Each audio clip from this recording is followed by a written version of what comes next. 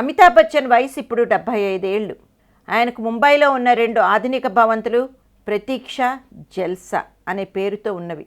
160 కోట్ల రూపాయలు విలువ చేస్తాయని ఒక అంచనా. అమితాబ్ లెక్సస్ అనే బుల్లెట్ ప్రూఫ్ కారులో ప్రయాణం చేస్తూ ఉంటాడు. ఆ కారు టైర్ ఒకటి 2.5 లక్షల రూపాయలు ఖరీదైనది. ఈ లెక్సస్ కాకుండా అమితాబ్కు మరో 10 కార్లున్నాయి. వీటిలో 2 BMW, 3 మెర్సిడెస్ బెంజ్. సినిమాల సంగతి అలా ఉంచి ఇప్పుడు కూడా ఆయన వాణిజ్య ప్రకటన చిత్రాలకు వసూలు చేసే పారితోషికం రేంజ్ 5 నుంచి 12 కోట్ల రూపాయలు ఉంటుంది. కుటుంబ పరంగా కూడా అమితాబ్కు ఎలాంటి సమస్యలు లేవు. కొడుకు అభిషేక్ బచ్చన్, కోడలు ఐశ్వర్యారాయ్, కూతురు శ్వేత, మనవలు మనవరాళ్ళు, భార్య జయా బచ్చన్ అంతా హ్యాపీ స్టోరీలాగే కనిపిస్తుంది. కానీ అమితాబ్లో అప్పుడప్పుడు తన తండ్రి అన్న మాటలు వెంటాడుతూ ఉంటాయి.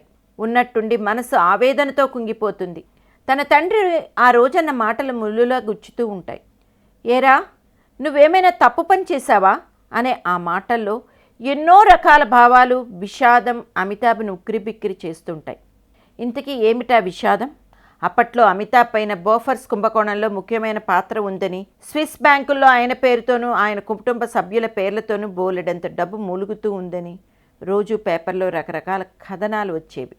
అమితాబ్ తండ్రికి రోజు పేపర్ చదివే అలవాటు ఉంది.